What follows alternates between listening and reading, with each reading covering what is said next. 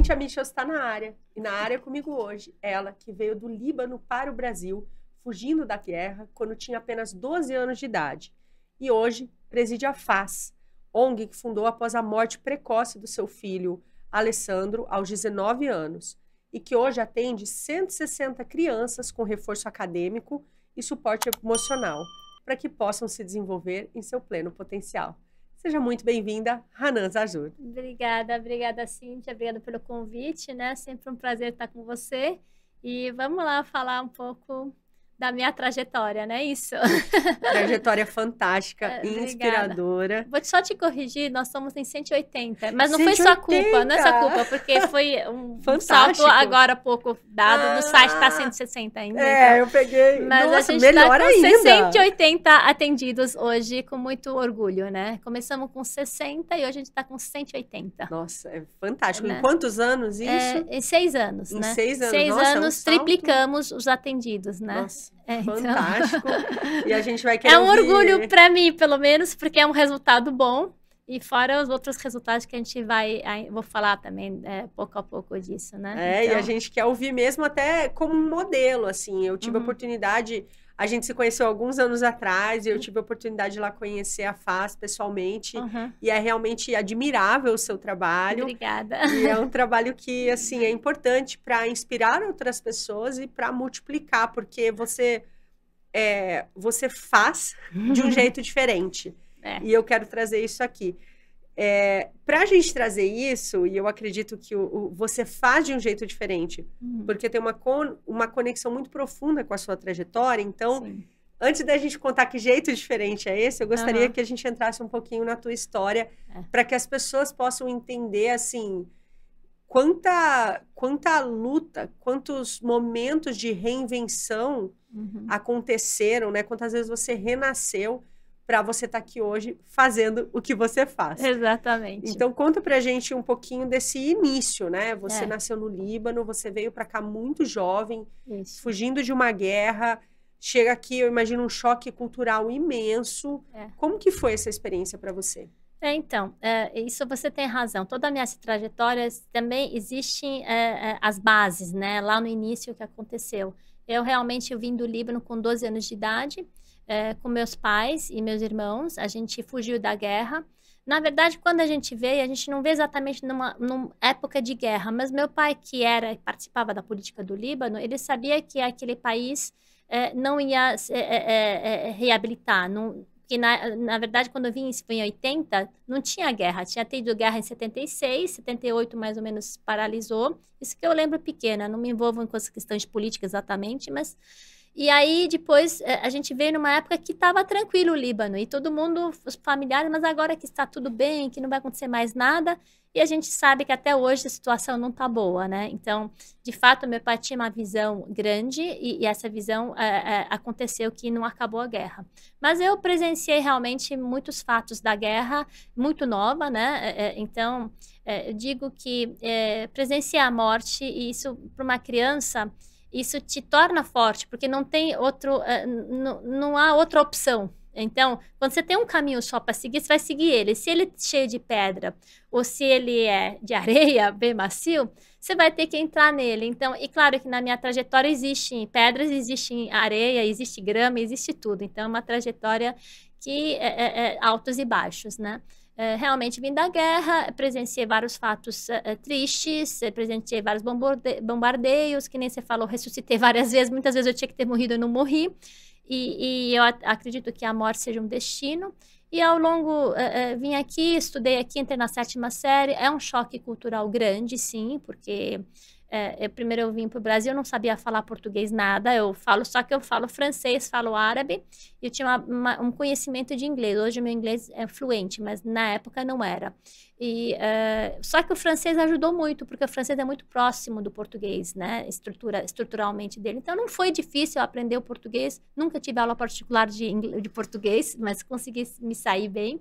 Fala super bem, né? Pois é. É que eu estudei aqui, eu fiz faculdade aqui, sou engenheira de formação, sou engenheira civil e trabalhei 22 anos na engenharia civil em obras, então tenho... na verdade, eu trabalhei até um tempo, até quando eu fiquei grávida da minha filha, terceira filha, que é a Bruna. Então, eu tenho hoje um filho mais velho, o Adriano, tenho o Alessandro, que eu perdi num acidente de bicicleta no Colorado, e tenho a Bruna, que está entrando para a faculdade agora, que tem 10 anos de diferença entre ela e o mais velho, né? Infelizmente, o Alessandro, que a fase né, a propósito dele, ele era uma criança muito garrenta, ele era um atleta, né? Eu falo que eu tenho tudo em casa, né? Porque eu tenho moreno, loiro, e todos os tipos, e a mesclada, né? E também personalidades diferentes. O Adriano é uma criança mais acadêmica, sempre gostou muito de estudar. E ele faz esporte, mas assim, não é o principal dele. O principal dele é o estudo, né? Então, ele fez faculdade de Economy e Engineering, que ele fez lá fora. E o Ale não, o Ale era um atleta, sonhador, tinha que pressionar a figura para estudar, sabe? Porque o atleta sempre pensa, eu não quero estudar para quê, sabe? Assim, existe esse pensamento, né? O estudar dele é voltado ao desenvolvimento esportivo, exatamente, né? É o que interessa para ele, né? Por isso também interferiu na fase, né? Tô falando isso porque estou falando de personalidade diferente, porque você vê que até numa família só existem personalidades diferentes. E minha filha também é totalmente diferente, é outro assunto. Também é outra geração, 10 anos depois, né? E na época o Adriano foi para a faculdade e logo depois, um ano depois, o Alessandro foi para a faculdade. Ele entrou em CU do Colorado, em Boulder, que é uma faculdade especialista em triatlon. Claro, ele já tinha ganho tudo aqui no Brasil, em termos de medalha. Ele é um dos melhores triatletas que tem, foi para lá e acabou entrando no time de elite de Boulder, que é o time de CU, né, que é Colorado University, e um dos melhores times de triatlon do mundo, a CU é conhecida, né? Só que sim, lá, o que acontece? O atleta estuda, ele performa bem, só que se ele não for bem academicamente, o Alessandro, no caso, foi chamado pelo treinador dele, falou, Ale, olha as suas notas. Se você continuar nesse ritmo, eu vou te tirar do time, apesar que você é um dos melhores do time. Mas se você continuar nesse ritmo de notas, você vai ser cortado. Porque o time era composto de 300 atletas, apenas 30 eram de elite. Então, 10%. E isso fez o Alessandro estudar como eu nunca vi na minha vida, porque ele gostava tanto de esporte, que ele falou, não vou perder essa chance, a oportunidade. Né? Então, gigante. Eu vi meu filho estudar e fiquei, nossa, realmente, olha, transformou. O que aqui no Brasil, na prática, não acontece muito, né? A gente vê muita gente que se dedica ao esporte e deixa de estudar.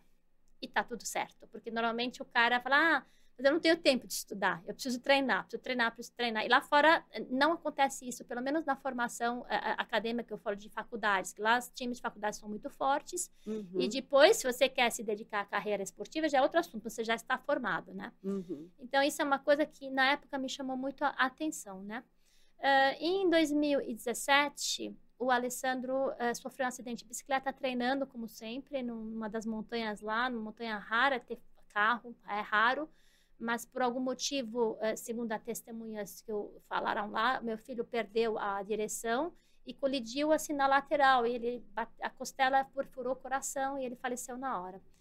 Isso ele faltava 2 meses de ele completar 20 anos, né? Você imagina a dor assim, né? E nossa, isso, a gente não consegue nem começar a imaginar, né? Não, isso eu não desejo isso para ninguém. Essa acho que é a pior dor que existe no mundo, um pai e uma mãe perder um filho. Que, na verdade, na hora você fala assim, nossa, mas como assim eu? Porque é uma coisa assim. Mas acredite em mim, Cíntia, tem muita gente que perde os filhos. Não sou única, tem muita gente, né? E mais do que a gente imagina e espera, né? Infelizmente, assim, há 2 dias atrás na comunidade, uma perua estava subindo na ladeira, por algum momento derrapou na chuvinha que teve antes de ontem. E 2 adolescentes, uma delas morreu, outra estava no hospital, não sei como é que está hoje. Deus. E uma menina de 10 anos e 15 anos, sabe? Então, assim, não é muito incomum, entende? Tem muitos pais que perdem. Depois eu comecei a ver, porque muita gente manda mensagem, fulano perdeu a filha, não é uma coisa assim tão rara, né? Existem tragédias, o coração da gente, mas né? Todas as vezes. Porque para uma mãe, o luto não acaba. Para mim, é sempre muito difícil. Agora, por exemplo, foi o Dia das Mães. É muito triste eu não ter meu filho. Então, não é uma data que eu comemoro, sabe? Assim, que eu gosto. Apesar que eu tenho mais outros filhos, claro, e completam. Mas sempre, ninguém substitui ninguém. Mas também ninguém é insubstituível, entendeu? Então, assim, na vida é assim, a gente tem que dançar conforme a música, né? E eu acho que uma das coisas que me faz me levantar, porque o Ale falava uma palavra, uma frase importante para mim: mãe, só faz mãe. Porque eu, de fato, reclamava, queria 3 filhos com pouca família minha aqui ao meu lado, né? Então, raramente tinha minha mãe, porque minha mãe morava entre Foz do Iguaçu com um irmão meu, e ia para o Líbano, né? Ela tinha família. E raramente ficava comigo, apesar que quando ela ficava comigo, ela me ajudava, mas eu sentia a falta de família do meu lado. Do lado do meu marido, não, tem uma família grande, que eu amo, adoro, e eles estão juntos, mas assim, a minha família... Família brasileiro? Meu marido é brasileiro, sim, mas e a família dele é muito grande. Ah, então tava aqui já, né? Meu marido é de São Paulo, né? Mas a minha família, eu tenho um irmão que voltou para o Líbano, o mais velho, o outro foi morar em Foz do Iguaçu, e eu não tenho uma família próxima minha, que apesar que a minha família é gigante no Líbano, eu tenho família no mundo todo, eu tenho família na Nova Zelândia, tenho em Paris, eu tenho no Canadá, enfim, Estados Unidos, assim, Espanha, sabe? Porque cada um migrou para um lugar. Mas eu não quando eu criei meus filhos, era muito doloroso para mim, porque eu sentia falta, sabe, assim, de apoio. Especialmente a gente libanês é criado assim, meio que com as tias e tios, sabe? Eu fui criada, apesar de nascer em Beirute, mas eu ia fim de semana em férias para as aldeias, e lá todo mundo se conhece. Então, é uma outra vida, né? Assim, como se fosse um interior, mais interior ainda, sabe? Sei. Assim. Eu fui criada assim também, porque eu vim do interior do Paraná. Então, é bem isso. As tias são meio mães também, né? Os avós. É muito gostoso. Tem até um ditado que diz, né? É preciso uma vila para criar uma criança. E a gente ainda pegou muito isso, né? Eu vejo esse choque também de ter criado minha filha aqui em São Paulo. Eu andava na rua, no Líbano, assim, ia pra casa da minha avó, eu ia pro cinema a pé. Imagina que se uma criança de 8 anos aqui vai pro cinema a pé. Não. Então, não existia shopping center, sabe? Assim, então, é uma outra vida. Você vai pra padaria andando, você vai, compra ali, passa na tia, passa na prima. Então, eu fui criada dessa maneira. E quando eu vim pro Brasil, isso... é incrível, quando eu era adolescente não fazia tanta diferença, porque eu tinha minhas amigas, eu estudava na escola, papi, saía, eu achava até legal a noite em São Paulo como adolescente, né, porque lá não era, minhas amigas não tinham o que eu tinha, que ia em matinê na época, sabe, assim, só que quando você casa e tem filhos, você sente falta, você volta para trás e fala, puxa, mas ninguém me ajuda, aqui tenho 3, e você rebola, né, teve dia que eu acordava de pijama, chegava meu marido à noite, estou de pijama ainda. Claro que eu tinha 2 crianças, trocava a fralda, não terminava de terminar a fralda. Né? Termina de um, já é hora do cozinha, outro. Né? Então, assim, era uma vida maluca e você sente falta disso, né? Então, meu filho, o Alessandro, ele falava assim, eu reclamava assim, puxa, eu tenho isso, fazer isso, fazer isso. Falei, mãe, para de reclamar e faz. Você só reclama, só faz. Eu falei, tá certo, Ale. Eu comecei a criar listinha, 1, 2, 3, 4, eternizar, e eu riscava, fiz. Muito bom. E ele, como ele era atleta, ele era meio sonhador. Ele não gostava, assim, uma vez o pai levou para trabalhar, ele ficou, nossa senhora, ele falou que não ia trabalhar nunca como empresário, porque ele não era dessa filosofia. Ele falou, mãe, eu prefiro treinar, eu quero fazer, eu quero ajudar. Eu falei, mas Ale, o que você quer ser? Já que você não quer ser um empresário com o teu pai, o que você quer ser? Ele falou, eu quero ajudar a engajar as pessoas a fazer esporte. Porque tem muita gente que não consegue fazer esportes, nem tem tênis, não sei o quê, sabe? Assim, então, não tem oportunidade, não tem como pagar academia, não tem como treinar. Eu quero ajudar a envolver mais adolescente, mais gente de esporte de verdade, né? De verdade que fala assim, não é o cara ir correr na rua descalço, ele tem que, né? Tem uma estrutura. Uma estrutura, Então, esse era o sonho do Ale. Eu falava assim, nossa, que bonito, que bonito. E depois, quando ele foi na faculdade, 2 anos depois, aconteceu esse acidente e me tirou do chão. E na época eu vi como lá nos Estados Unidos, porque eu tinha uma imagem de tudo frio nos Estados Unidos, assim, um americano. Mas não é verdade. Então, você vê que a gente, às vezes, acha uma coisa, mas não é o que a gente acha, né? Eu encontrei uma comunidade bem solidária lá, fiquei surpreendida. Eu cheguei lá, me deram uma casa, um carro. São pessoas que eu não conhecia. Hoje são muito meus amigos. Mas, assim, era um apoio, assim, psicológico, emocional. Tinha 300 pessoas, o time inteiro estava na casa de uma mãe que abriu as portas, que é uma querida. Então, assim, você vê uma comunidade totalmente você não espera. Muito solidária, muito solidária, né? E que podiam, na verdade, nem se... Porque numa tragédia, podia muito bem virar as costas, falar, pega seu filho, leva para o Brasil e faz a papelada, é o que eu estava imaginando, né? Mas não. Fizeram lá todo um ritual, missa, velório, papapi, papapá. E o que eu fiquei mais, assim, surpresa é que quando eu vim para o Brasil, eu voltei, né, com todo mundo, vieram 11 colegas junto comigo. Nossa. Mas aí minha família do Líbano, tinha 37 pessoas na minha casa, dormindo. Parecia um acampamento aquilo, né? Essa solidariedade foi, assim, uma coisa que realmente me deu um suporte, entende? Tanto amigos, como de todos os lados, parentes, de todos os lados. Então, porque você tá tão triste, mas você tem tanta coisa para fazer, tanta gente do teu lado, que você não consegue pensar muito, sabe? Assim, você tá ocupada. Eu falei, gente, o que eu vou tomar café? Tomar café, o cara perguntava, você tem macaco em casa? Porque eu comprava caixa de banana desse jeito. Papai, então... Ela tem 37 pessoas em casa. Então, de um modo, foi assim, bom, porque teve uma agitação, e aí depois teve enterro, que é a coisa mais triste, sabe? São coisas tristes, mas hoje eu consigo falar de uma maneira mais leve, porque...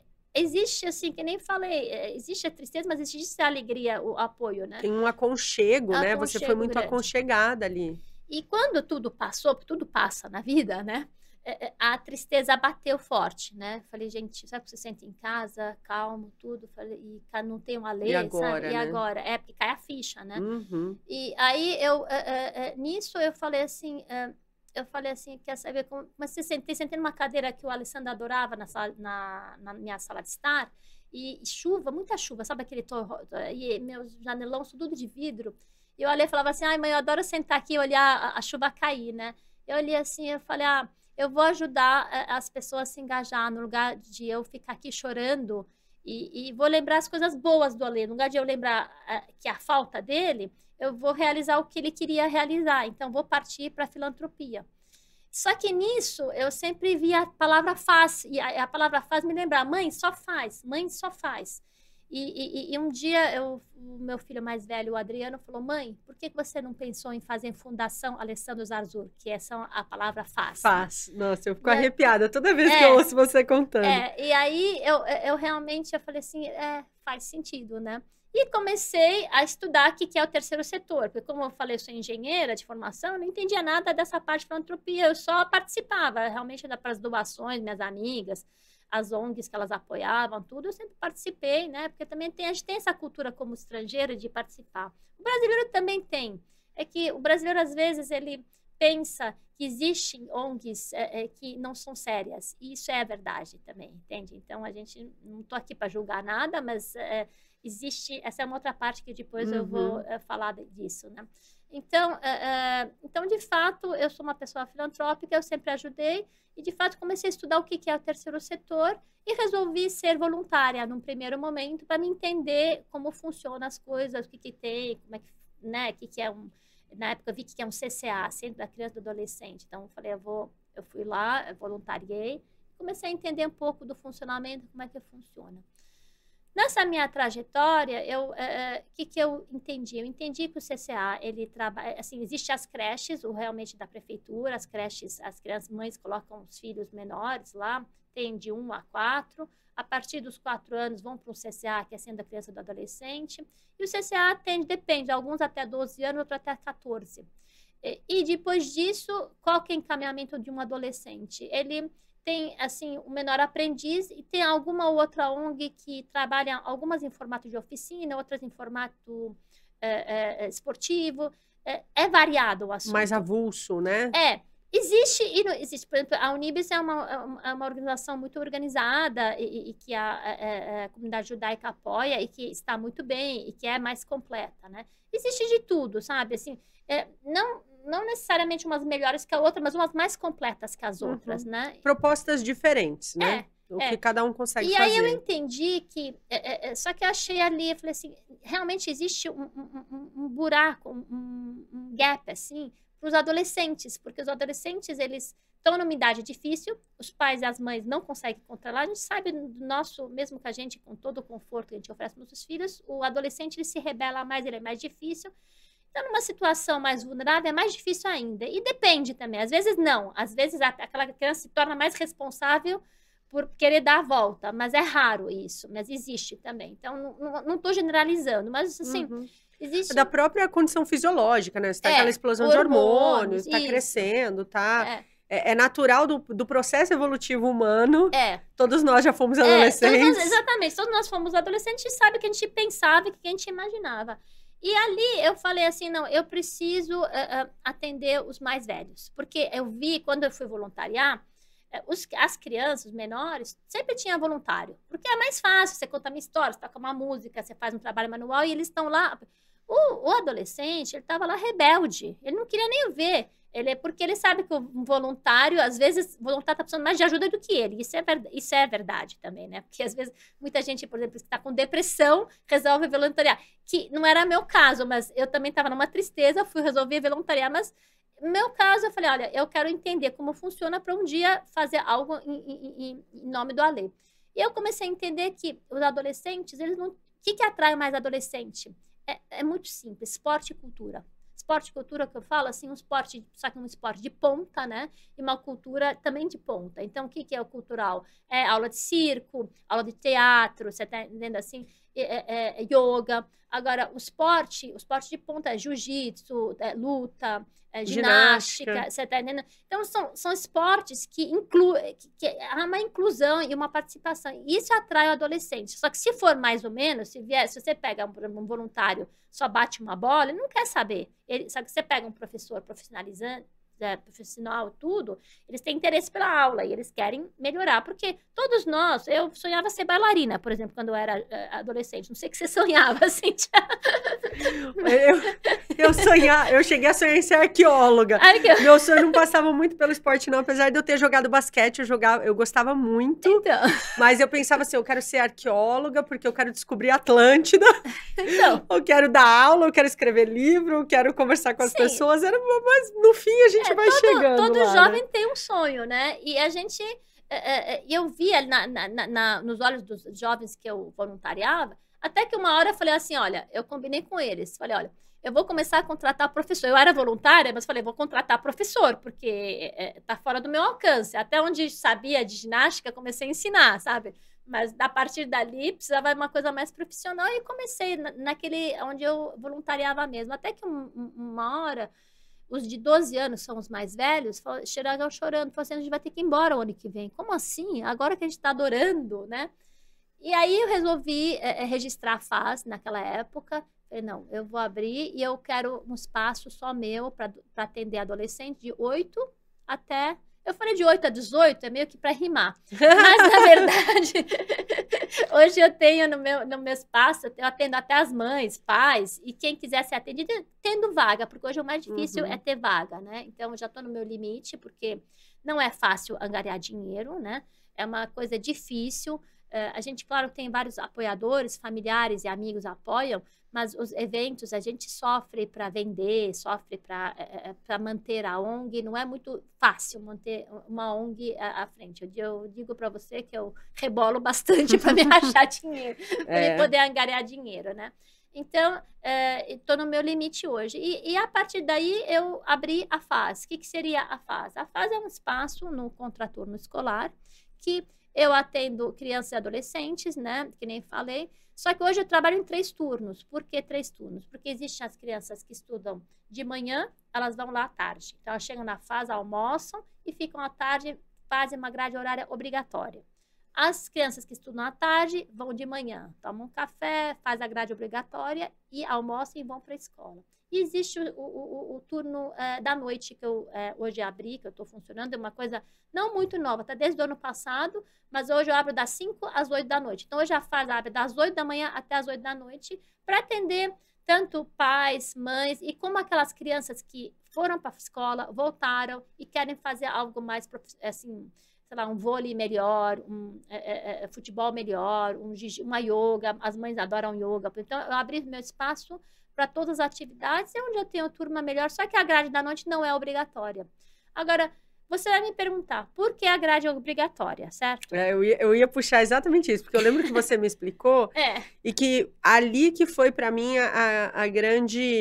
o que me chamou a atenção, porque eu falei, olha, como ela conseguiu, engenheira, né? Na época eu não sabia que você era engenheira, porque eu pensei, como que ela conseguiu equacionar tão bem, de forma a manter um equilíbrio e efetivamente ajudar a desenvolver de forma plena, né? Então, conta qual foi a tua estratégia. Bom, ótima colocação. Você perguntou uma coisa muito importante. Como que ela pensou? Certo, eu não sou da área da educação, né? Nem sou da área esportiva. Sou engenheira, que nem você falou. Apesar que eu sempre gostei muito de esporte, acompanhei muito o Alê no esporte deles.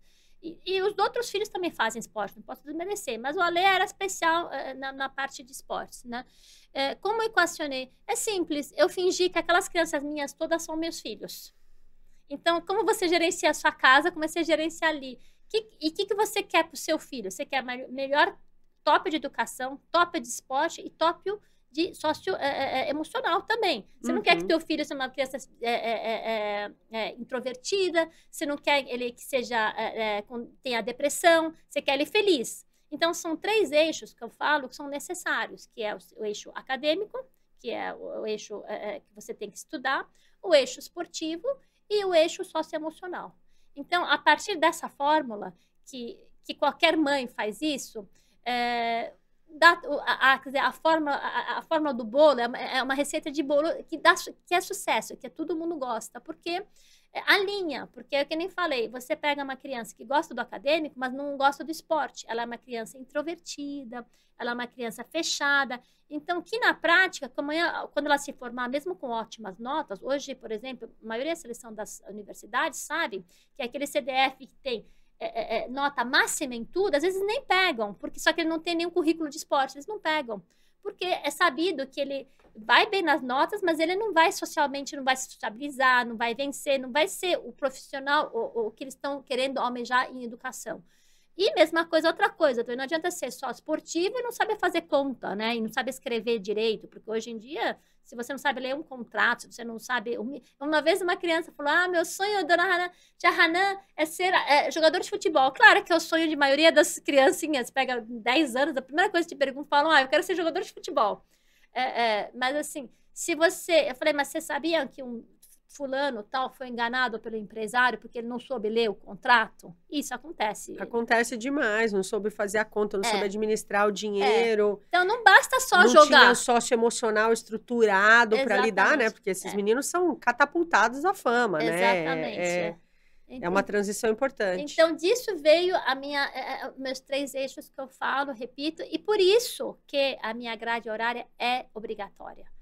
Porque se você não obriga, eles não vão fazer o que gostam. E normalmente o que a gente gosta não é o que a gente mais precisa, a gente precisa do que a gente não gosta mais. É que nem você escreve com uma mão, mas a outra mão você não usa muito, ela é mais limitada. E você tem que o motor fazer dela funcionar e a gente tende a usar o que é mais fácil. O ser humano é assim. Então, por isso que eu acredito numa grade horária obrigatória para formar um caráter, uma criança. Tanto que hoje, depois de 6 anos olhando para trás, aquelas crianças que entraram comigo lá, no começo, o desenvolvimento delas assim é espetacular.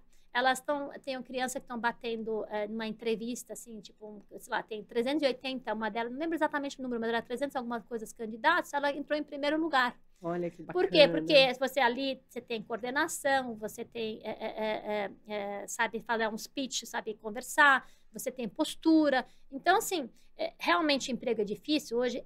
Mas também é difícil hoje passar no seletivo, né? Que é o mais importante. O empresário hoje, que eu mais vejo, que não acha alguém capacitado para o cargo que ele precisa. E coisas básicas, coisas de comportamento de vestir, de conversar.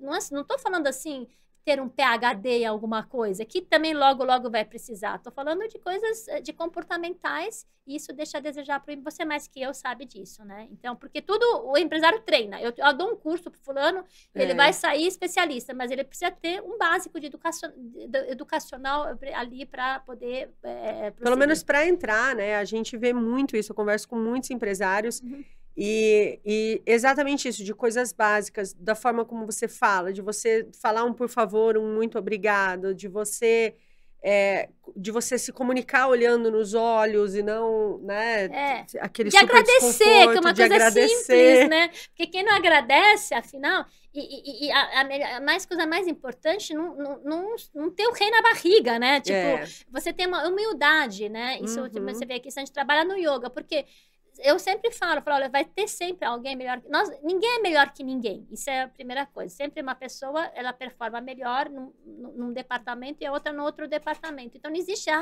fulano é inteligente. Mas, peraí, qual que é a inteligência? É emocional? É física? É acadêmica? Porque existem várias inteligências. Então, a partir de uma criança entende isso e que não existe ninguém melhor que ninguém, então, não existe porque eu sou de uma cor, eu sou outra de outra cor, eu sou melhor. Não existe você melhor. Tem muita gente boa e sempre tem alguém melhor que você nesse mundo. O mundo é muito grande, né, Cíntia? Tem muita gente nesse mundo e tem muitos aspectos, né? Todo mundo tem o seu ouro, o seu talento. Exatamente. Eu acredito muito nisso, assim, a gente precisa... Por isso que eu admiro tanto o seu trabalho, porque... No Brasil, a gente tem um potencial gigantesco. Sim. E a gente tem muito talento que está sendo desperdiçado porque não tem a chance de ser lapidado. Exatamente. E o que você faz é lapidação de talento. E isso é maravilhoso, porque você está movendo a linha do tempo dessas crianças. Elas estavam numa trajetória, você trouxe elas para uma trajetória bem melhor. E isso, a gente sabe o quanto impacta. Não só a criança que recebe, como a família de onde ela veio... E a família que um dia ela vai formar. Exatamente. Então, assim, olha, eu fico arrepiada, eu fico muito emocionada. Obrigada. Porque a forma como você conseguiu transformar a sua dor, o seu luto, em serviço, em amor, em tocar a vida das pessoas, o Alessandro segue vivo em cada vida que você toca. É lindo isso. É verdade. Eu falo, olha, agora o Ale iria fazer agora 26 anos, né? Dia 11 de junho. Então, por isso que o meu jantar anual é sempre... Na verdade, é sempre em junho, mas esse ano, por organização do espaço onde eu faço, vai ser agora a semana que vem, o meu jantar anual. Então, onde as crianças apresentam, explico o que foi feito, porque todo ano eu meio que presto contas e tudo. E o que você falou, eu vejo o Alessandro em cada criança, né, delas, porque às vezes tem uma criança que a atitude dela é de derrota, e eu falo, isso não era o caráter do Ale. Eu falo assim. Elas ficam assim, mas quem é o Alessandra? Aí minha gerente conta a história, porque a gente acha importante saber a história, como nasceu a Faz. E eu acho que, de fato, a memória... Assim, eu faço bem para as crianças, mas as crianças fazem bem para mim também. Porque é tudo uma bola, né? E o mais importante é a inclusão dessas crianças, entende? Uma inclusão que eu posso fazer. Então, para você ter uma ideia...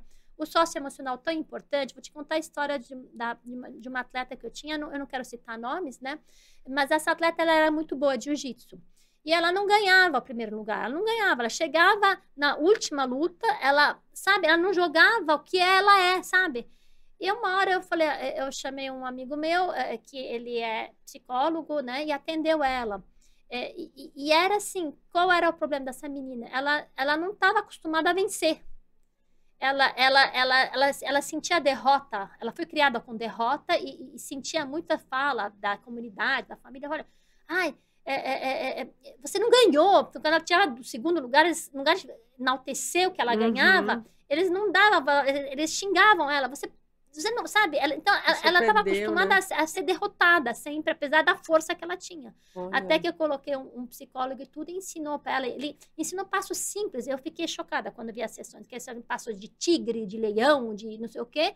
E a menina começou a ganhar todas. Nossa, que eu falei, máximo. Uau! Né? Você vê que o emocional também... Porque normalmente quando você está numa sociedade assim... De vulnerável, existe a derrota. É mais comum ter derrota do que ter vitória. Né? E o empresário não. O empresário já vive de quem tem sucesso, então ele entra com garra. Isso é psicológico. Isso, não é claro que não é isso, mas era a cereja do bolo que faltava, sabe? Sim, para toda a base que ela tinha, né? Exatamente. Isso fez toda a diferença e a gente vê como a importância desse acolhimento e desse desenvolvimento cultural, esse desenvolvimento mental. São ferramentas internas. A gente, como empreendedores, você é uma empreendedora com a Faz, a gente vive muito isso, porque a gente toma muito mais não do que sim. A gente não já erra tem, muito né? mais do que acerta. E se você não tiver com essa cabeça de merecedor, de eu mereço fechar esse contrato, eu mereço ser vitoriosa, isso vai ser bom para mim, vai ser bom para quem está participando. Se a gente não tiver com essa cabeça, a gente vai...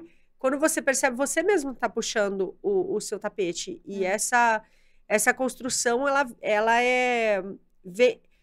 vem muito do que a gente recebe de fora, mas ela é muito interna também. Ela precisa, reconstruir dessa base, ela é interna, para você conseguir lidar independente do que está vindo de fora, né? Então, é muito bonito, porque você mostra nisso de uma forma muito prática, como vocês conseguiram reverter, e a importância de que não é só a parte técnica. A parte técnica é tão importante quanto a estrutura mental e emocional para poder evoluir. É a complementação. Parece que é como se eu costumo falar quando eu falo da fase, como se fosse um puzzle. Então não adianta você ter algumas peças, você não vai montar nada, mas você tá ali na mesa. Mas quando você vai encaixando, você vai ver a figura total. Então, monta o quebra-cabeça, né? inteiro. Então, é um quebra-cabeça porque não é tão simples educar. De fato, não é tão simples educar, né? É difícil.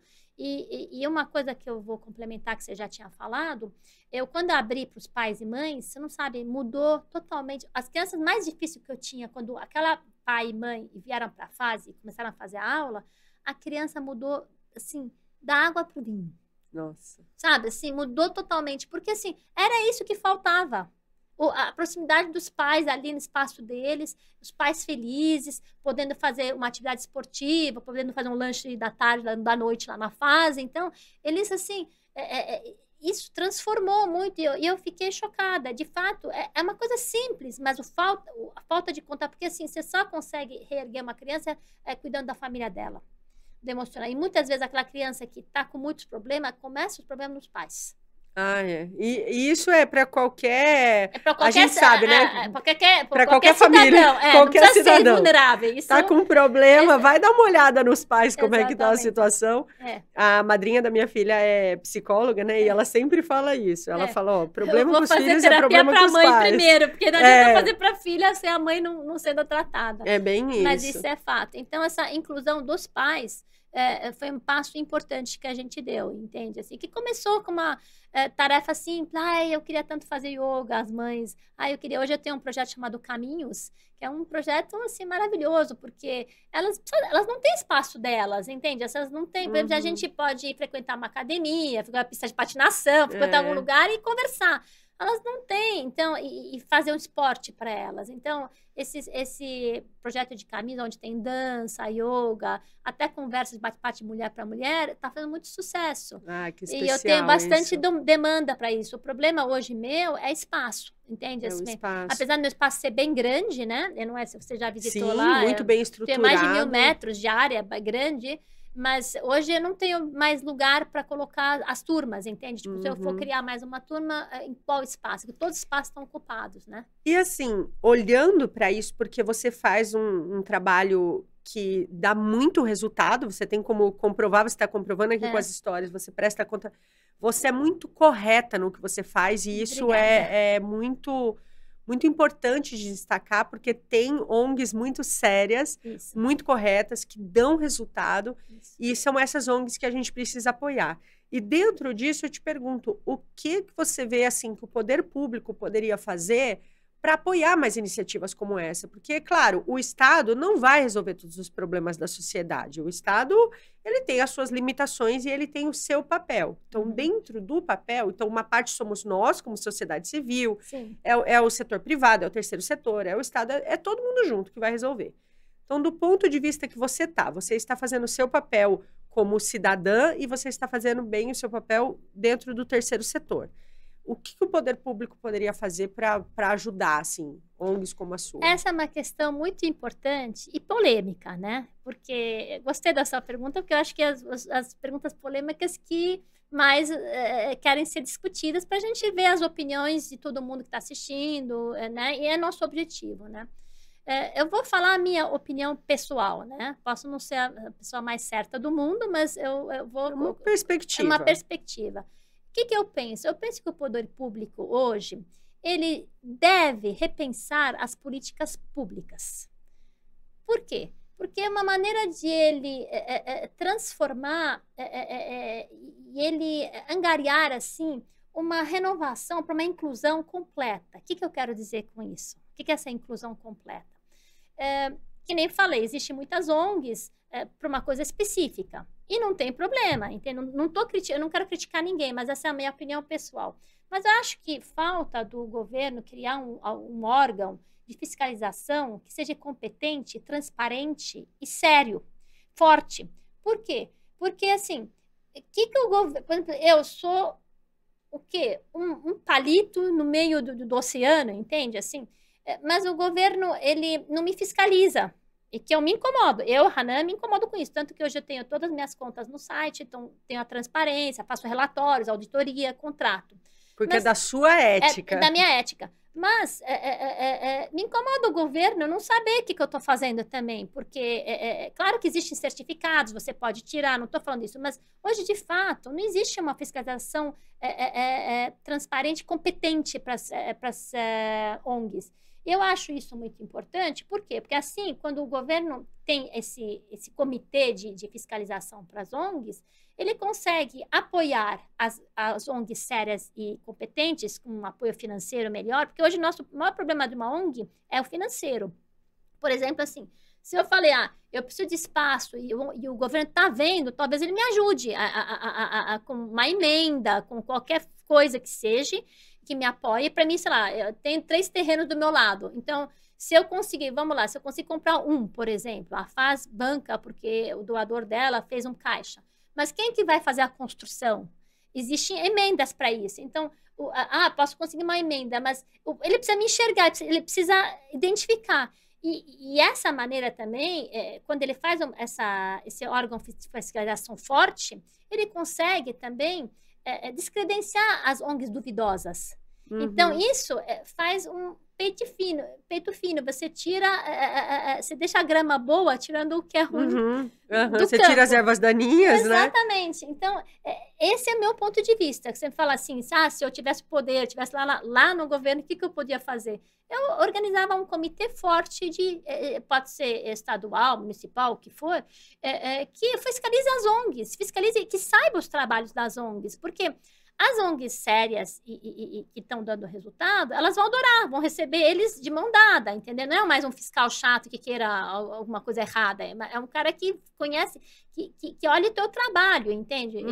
E que possa sugerir algo. E aí, a partir daí, o governo, ele pode fazer uma fórmula dele, entende? Então, vamos lá. Eu sou uma ONG que eu decidi ser completa, mas eu entendo que muita gente pode ajudar e não ser completa. Vamos supor uma ONG, eu consigo arrecadar cestas básicas e tá ok. Só isso que a pessoa... É melhor uma pessoa que consegue fazer isso do que não fazer nada, na verdade, né? Faz aquilo muito bem. Mas aí você também pode direcionar essa ONG que se juntar com uma esportiva, então, que se junta com uma acadêmica, então, se junta com a escola, por exemplo, então, que a esportiva exige da escola, olha, para você entrar nessa ONG, eu quero o seu boletim. Se o boletim for bom, você participa do esportivo. Vamos supor, essa é uma ONG só esportiva. Então, assim, que existe uma sinergia de comunicação. Então, uma vez que tem alguém fiscalizando, aí ele consegue fazer essas associações. Porque, na verdade, hoje o que acontece? Existe também muita ONG para aparecer pelo ego do ser humano.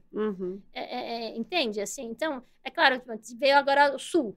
Muita gente ajuda de fato, mas muita gente também está querendo aparecer para ajudar. Então, mas ele faz parte do ser humano, ninguém vai evitar isso. É o barro humano, né? Mas quando tem alguém fiscalizando, ele orienta, olha, você é de futebol, você associa com esse colégio, a maioria dos seus, porque normalmente as crianças vêm de um colégio só, porque é perto, eles não têm dinheiro para se locomover.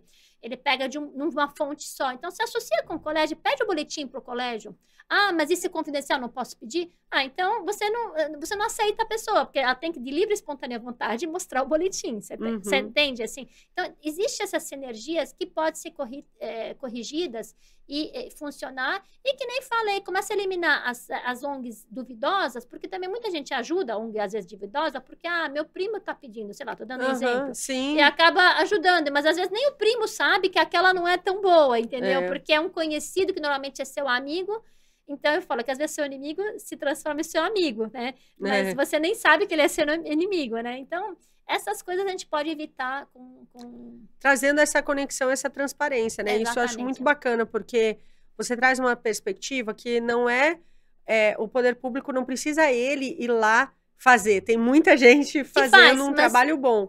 Mas ele pode justamente fazer por ter tanta informação e estar nesse lugar de conector da sociedade, fazer essas ligações e fazer esse pente fino para que realmente quem está dando resultado... Eu me associo hoje, por exemplo, assim, vamos lá, vou num lugar assim rápido, você tem a Arena Ice, minhas crianças patinam na Arena Ice, então me associei à Arena, a CBDG, entende? Então, assim, tem o beach tênis, também me associei, porque, claro, eu não tenho como ter um ringue de patinação, não tenho como ter um beach tênis, você tá entendendo? Mas eu me associo, porque eu acho que as sociedades são benéficas para as crianças, porque eu penso no meu atendido, eu não estou pensando em mim. Isso é mais importante. Essa é uma diferença bem significativa. Bem significativa. Então, assim, pensa no seu atendido, pensa no seu resultado. Essa é a minha mensagem que eu falo, assim. Nossa, que é uma mensagem maravilhosa. Menina, passou voando o tempo, a gente vai precisar... Não, é que nem falei, você me falou, eu sou mãe. Então, quando você é mãe, se você pensa no seu filho quando você faz uma coisa ou no você? Você pensa no filho, é exatamente isso. Então, nossa. Assim, a minha mensagem é pensa no resultado final, que é melhor do que você pensar no seu ego, né? Então... Nossa, que lindo isso. E é isso, né? No fim, o que fica são as entregas, são essas boas sementes que a gente planta. Exatamente. Que delícia conversar com você, obrigada, Hannah. Sempre obrigada, muito bom, Cíntia. sempre muito bem-vinda. Obrigada.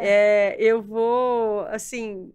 A gente, eu não queria fechar, porque é tão gostoso de ouvir, mas a gente precisa. Mas é isso mesmo. Então, assim, se você quiser...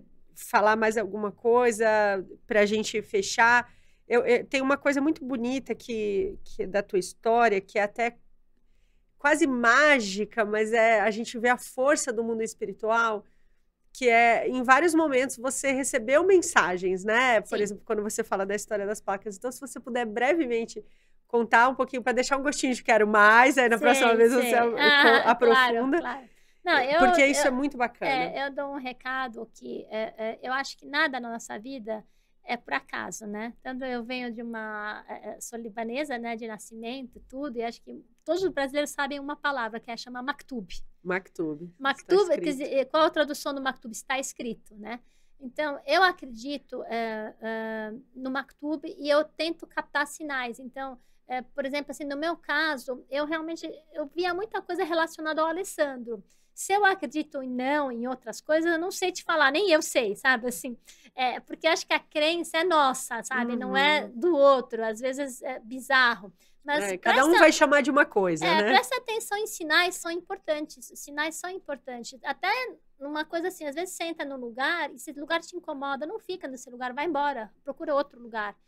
Mas não tem motivo, não queira lutar contra o fluxo, vai embora no flow. Go with your flow, né? Em inglês fala. Então, esse é o meu pensamento. E onde tem luz, porque assim, onde tem luz, tem sombra.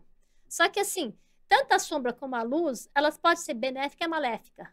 Porque muita sombra tende à depressão. Muita luz pode te cegar. Mas também a sombra te refresca e a luz te ilumina. Então, esse é o meu recado. Tenha uma sensibilidade, pense em qualquer situação que está e faça o bem, que faz bem ficar bem. Ai, que lindo. Obrigada, querida. Obrigada por Obrigada a vocês. Presente te receber aqui. E muito obrigada a você que assistiu até aqui. Nós nos vemos no próximo episódio.